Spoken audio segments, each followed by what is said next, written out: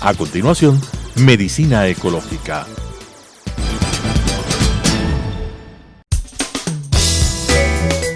Clasificación A. Apto para todo público.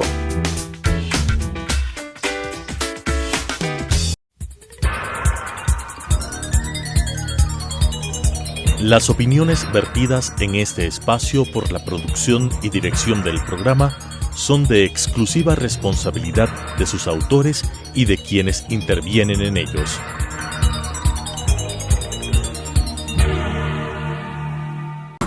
Telesucesos Canal 29 UHF presenta Medicina Ecológica, un nuevo enfoque de la salud pública diseñado especialmente para mejorar la salud de todos los habitantes en armonía con la naturaleza.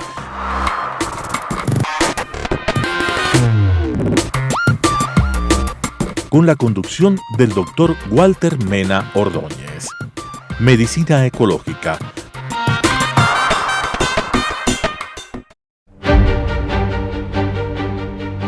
Hidalgo e Hidalgo. Ingeniería, construcción, mantenimiento y administración de infraestructura con excelencia, oportunidad y responsabilidad social, con elevados estándares de calidad, la preservación del medio ambiente, seguridad y la salud ocupacional, lo que nos ha permitido ser reconocidos como una empresa constructora líder en el mercado nacional e internacional, con excelencia en su modelo de gestión y procesos de innovación, mejorando la calidad de vida de sus trabajadores y generando bienestar a la sociedad. Hidalgo e Hidalgo, construyendo contigo el Ecuador desde hace más de medio siglo. Medicina Ecológica. Amigos televidentes, es una enorme satisfacción continuar con nuestro programa Medicina Ecológica hacia un nuevo enfoque de la salud pública. En esta oportunidad es gratísimo para nosotros recibir como invitado especial al ingeniero Jaime Sánchez. Jaime Sánchez, al igual que nuestro amigo Mario Andrade, con quien conversamos la semana pasada, es un experto en control interno, es un experto particularmente especializado en compras públicas.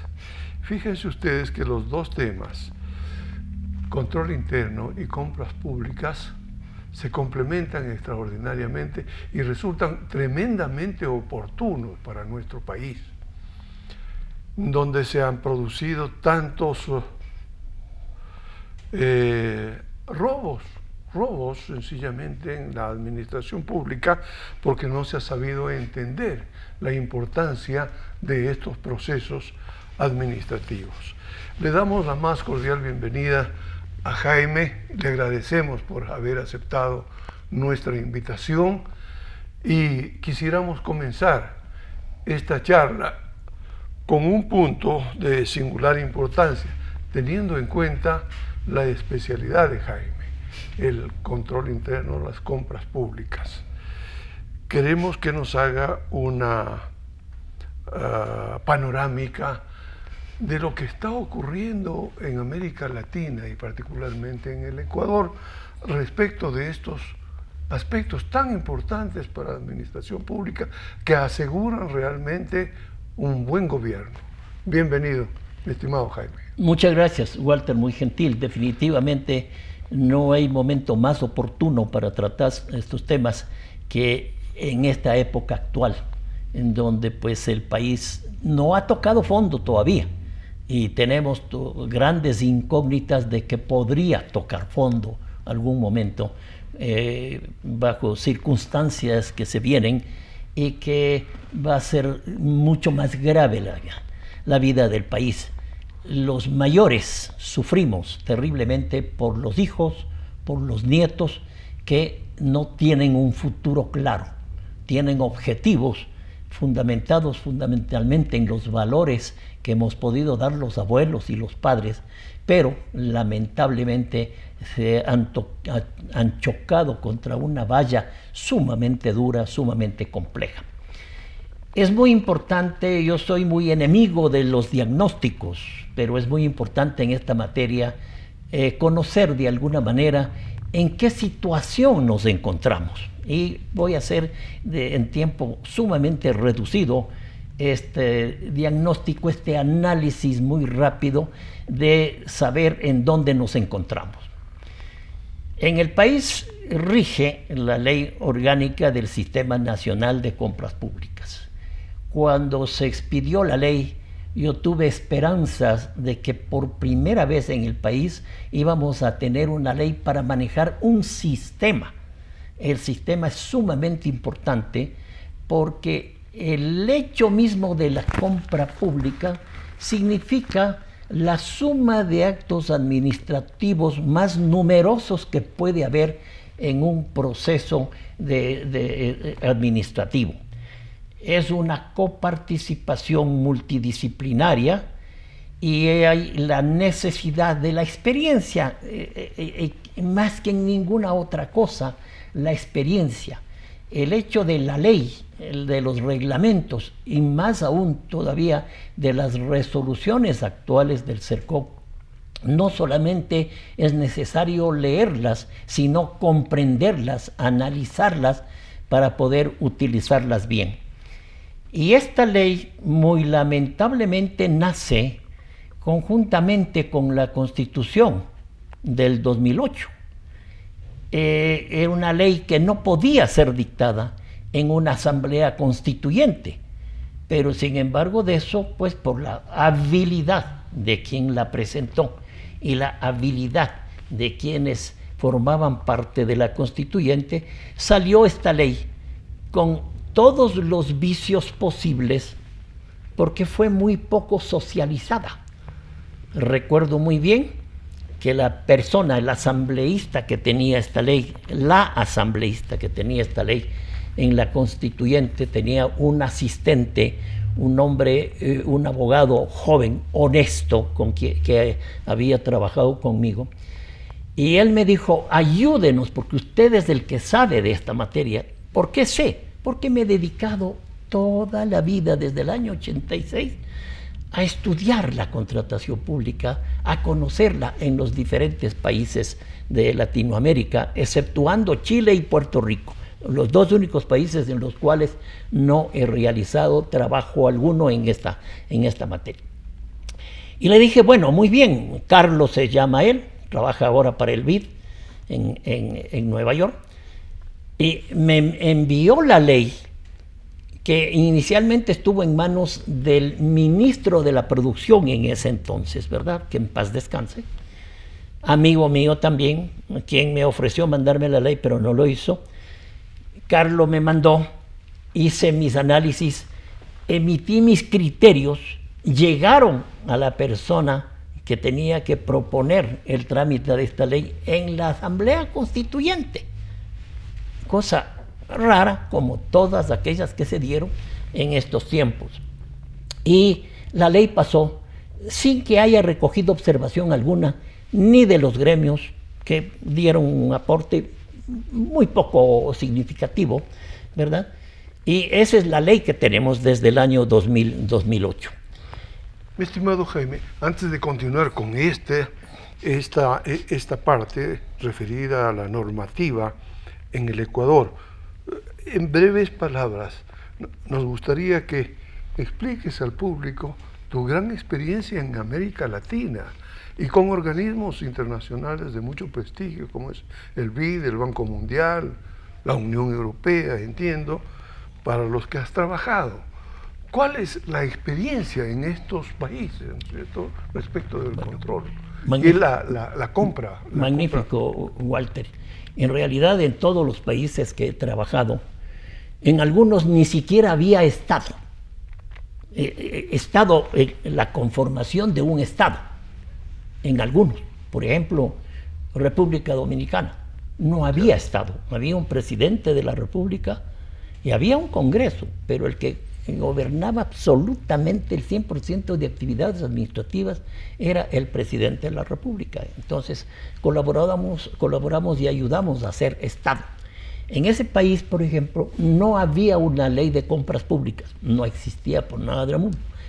Hicimos una ley de compras públicas, de alguna manera entendiéndonos con Mario Andrade, porque Mario Andrade dirigía un programa del BID en el Congreso de República Dominicana, y eso nos permitió un gran acercamiento para que entre Poder Ejecutivo y Poder Legislativo de República Dominicana hagamos una ley, y esa ley está vigente todavía, con todos los vicios y errores, porque definitivamente pues hay problemas serios por parte de los políticos de lograr entenderle qué es lo que se busca con una ley de esta naturaleza. En definitiva, creo que el mayor de los éxitos que hemos tenido, y digo hemos tenido porque hemos sido un grupo multidisciplinario, ha sido en Bolivia. Bolivia, a raíz de que alcanzó una inflación del 24.000%, en donde el dinero desapareció, en donde se llegó al trueque, ¿verdad? Era una situación terriblemente grave. Pues me invitaron en el año 86 a que procurara 3 leyes para trabajar con un ex subcontralor, magnífica persona él, y logramos hacer 3 leyes con todo el tino, con toda la cautela, con toda la prudencia, porque la base jurídica de Bolivia tenía un atraso muy grande, ¿verdad? Pero llegaron estas 3 leyes al Congreso, y no solamente que las dañaron, no, las complementaron de mejor manera que aquella que nosotros propusimos, y salieron las 3 leyes. Y esto es lo que me motiva a que, siendo ingeniero civil, me pudiese dedicar un poco al tema de la contratación pública. Qué importante. Estas 2 experiencias, República Dominicana y Bolivia, para introducirnos realmente en este tema tan fascinante de las compras públicas. Y continuando con el hilo, retomando el hilo, ¿no es cierto?, normativo, un pequeño comentario respecto de lo que significó la Constitución del 2008 ya en nuestro país, y de la cual derivaron muchas leyes, incluyendo pues la de Contraloría. Exactamente. ¿Y qué se puede explicar a partir de ese hecho, de la Constitución impuesta por un gobierno autoritario?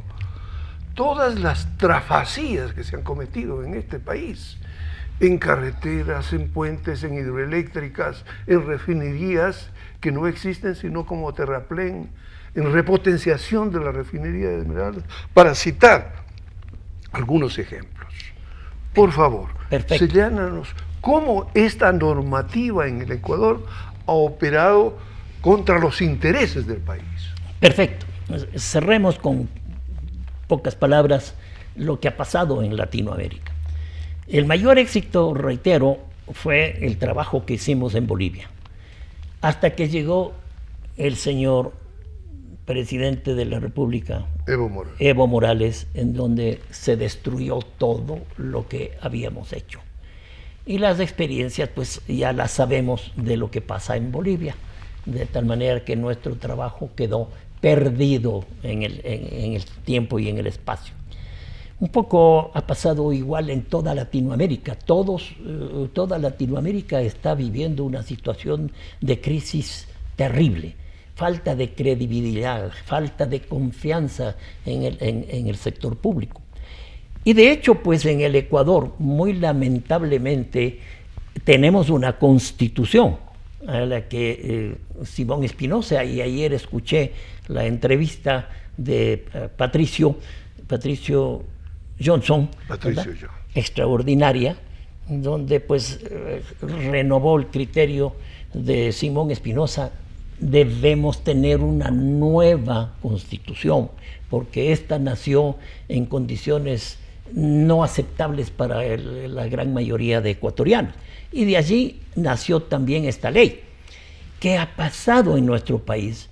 No lo digo yo, lo dicen los periodistas, lo dicen los columnistas, dicen las universidades, en la sociedad civil, los gremios de profesionales, todo el mundo dice, una corrupción latente, terrible en el país. Se ha desperdiciado recursos de una manera insoportable.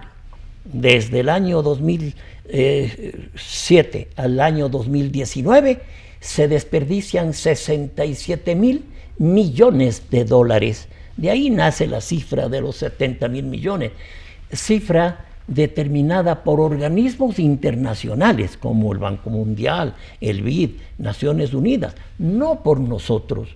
De ahí nacen las cifras. Desperdició este país 67.000 millones de dólares porque tuvo una bonanza por el precio del petróleo, ¿verdad? Entonces, realmente creo que los espíritus se contraen en el momento que uno sabe por qué hubo un latrocinio tan fuerte en el país. Y lo está existiendo en Latinoamérica, porque las tesis que yo estoy manifestando aquí y que voy a manifestar, porque no es bueno solamente ser crítico, sino ofrecer soluciones. Y las soluciones en la contratación pública son sumamente fáciles. Pasemos a ese campo y en honor al tiempo, ¿no es cierto? Hemos hecho un buen diagnóstico, diría, a pesar de que ciertamente no hay que quedarse en los diagnósticos, son necesarios. Un buen diagnóstico permite hacer un buen tratamiento en salud pública, en medicina. Pasemos a las soluciones inmediatas, a la normativa actual y a la estructura del sistema. Perfecto, gracias. Realmente, ¿qué es lo que tenemos este rato? Tenemos esta ley orgánica, tenemos un organismo rector del sistema que es el CERCOP, Servicio de Compras Públicas, y tenemos unas poquísimas normas un poquito saltadas, sin efecto alguno, expedidas por esa gran necesidad y esa gran ambición de nuestro inteligente presidente Guillermo Lasso, pero que lamentablemente se quedaron en la teoría, pero las acciones no asomaron nunca hasta ahora, de tal manera que el señor presidente Lasso tiene o se va con una deuda muy grande para el país en temas anticorrupción y fundamentalmente en mi especialidad en el tema de contratación pública. El 24 de mayo, el día que se posesiona el señor presidente, al día 25 asomamos con un código de ética. Muy bien, brillante, bien escrito, extraordinariamente bien. Y eso está vigente, código de ética. En el mes de septiembre del mismo año 21, se expide 127 principios de políticas de anticorrupción. En un documento de 27 páginas, fundamentado en el convenio de la ONU, el convenio anticorrupción. Un documento grande, bien escrito, dignosamente dirigido a los países con respeto a su base jurídica y a lo que tiene que hacerse. Pero es más que suficiente para hacer. Ahí está el material con el cual se debe trabajar para realizar las acciones.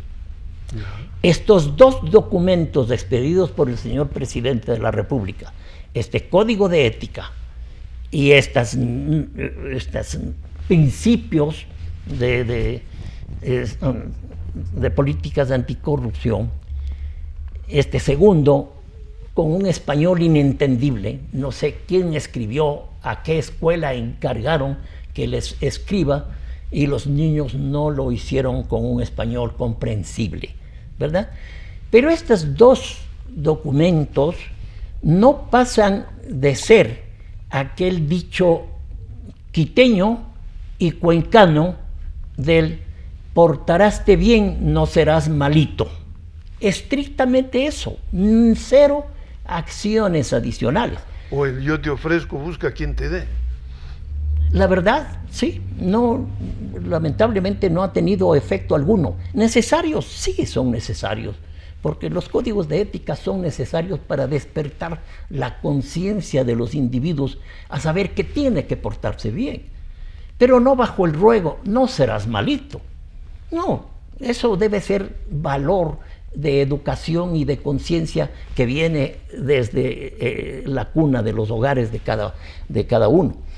Y el último documento al que me refiero para pasar a buscar las soluciones es el documento escrito por el secretario de Políticas de Anticorrupción en ese momento, el doctor Luis Verde Soto, quien equivocó su función y hace un documento que fue considerado y dicho públicamente por el señor presidente Lasso como una posición de deslealtad absoluta. Así lo calificó. Y la deslealtad no estuvo allí necesariamente, porque se escribe un documento con hipótesis, con actos de percepción, pero evidencia cero. Esa no es función de la Secretaría de Políticas Anticorrupción. Y después concede entrevistas a quienes que hicieron el juicio político, le grabaron, y ese fue el fundamento para el juicio político inmerecido para el presidente Guillermo Lasso. Esto, sencillamente no habían hechos. Jaime, veamos sobre este punto, las soluciones, es decir, las soluciones, magnífico. Si tú estarías frente al nuevo presidente del Ecuador, ¿qué le dirías que haga en forma inmediata en materia de compra pública? Voy a tocar 3 puntos porque yo tengo una propuesta de 13 puntos para hacer una nueva ley. Es necesaria una nueva ley, porque si esta ley dio lugar a la corrupción desaforada que no se ha frenado aún, es porque la norma tiene que ser corregida, porque la norma tiene vacíos, porque la norma no alcanza a las necesidades actuales del país. Entonces es necesario disponer de una nueva ley. De una nueva ley que recoja la filosofía, esos 10 principios que están redactados en la norma actual. Esos 10 principios tienen que estar recogidos en la ley.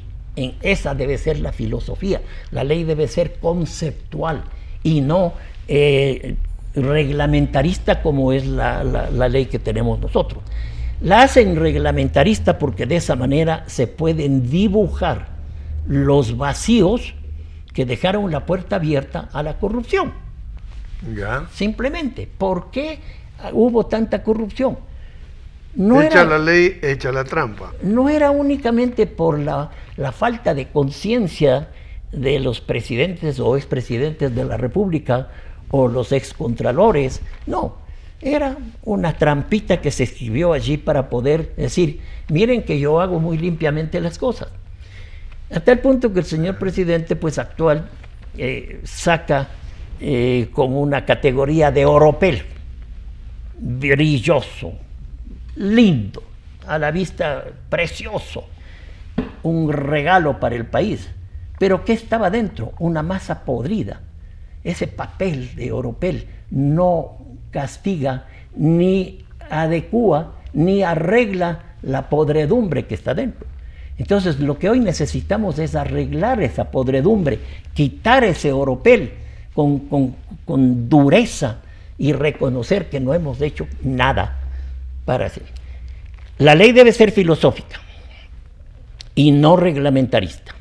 Segundo, para ser más directo, la estructura del órgano rector que debe existir, que existe, que lo aplaudo en muchos aspectos, ha trabajado, pero no ha tenido una visión completa de a dónde llegar. Le faltó siempre el elemento, el órgano rector es un órgano normativo, regulador, pero tiene que ser evaluador, ¿verdad? Pero no evalúa el sistema y al no evaluarlo. Desgraciadamente se ha terminado nuestro tiempo, pero tenemos unos 2 minutos para concretar estos aspectos tremendamente positivos que tú nos estás explicando. El CERCOP debe ser un órgano rector pero tiene que complementar las funciones, la función que le da el artículo 16 de la Ley Orgánica del Sistema Nacional de Contratación Pública, por el cual dice que tiene que calificar, no solamente hacer el registro del proveedor, sino calificarlo y categorizarlo. Entonces la calificación debe ser hecha por el CERCOP y ya no por las entidades públicas, quienes buscan subterfugios para descalificar a las firmas como a bien tengan, o para calificar como a bien tengan, con una discrecionalidad que invita a la corrupción. Ya. Hecha el CERCOP, tiene que hacer la categorización también con apoyo de los gremios profesionales. De esa manera las entidades públicas ganan en agilidad, porque prácticamente tienen ya proveedores calificados y calificados en el momento en que el CERCOP no tiene interés en ningún proceso, en donde puede haber frialdad y se pueden eliminar todas las superficialidades para hacer una buena calificación. Las entidades públicas lo que entran es a pedir las ofertas técnicas y económicas. De esa forma se evitaría el vicio más grave que tiene nuestra ley, el de permitir las compras directas, ¿verdad?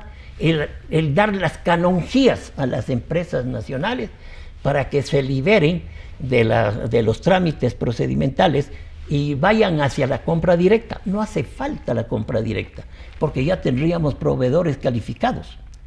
Estimado Jaime, te agradezco enormemente por estas precisas indicaciones para el próximo gobierno. Yo añadiría que junto a una planificación técnicamente concebida, junto a la ejecución de las obras conforme a la planificación, debe estar el control y la revisión para completar el ciclo virtuoso del mejoramiento continuo en la administración pública y que no se produzcan estos escandalosos atracos en la compra pública.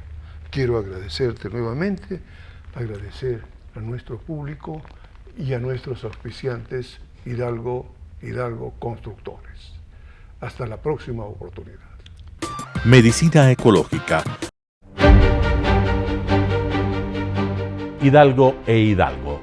Ingeniería, construcción, mantenimiento y administración de infraestructura con excelencia, oportunidad y responsabilidad social, con elevados estándares de calidad, la preservación del medio ambiente, seguridad y la salud ocupacional, lo que nos ha permitido ser reconocidos como una empresa constructora líder en el mercado nacional e internacional, con excelencia en su modelo de gestión y procesos de innovación, mejorando la calidad de vida de sus trabajadores y generando bienestar a la sociedad.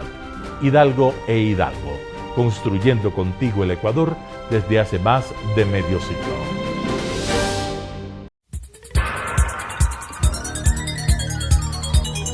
Las opiniones vertidas en este espacio por la producción y dirección del programa son de exclusiva responsabilidad de sus autores y de quienes intervienen en ellos.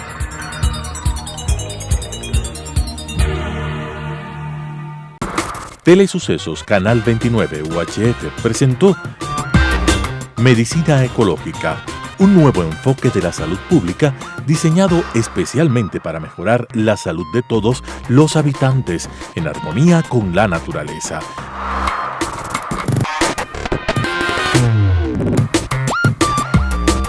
Con la conducción del Dr. Walter Mena Ordóñez.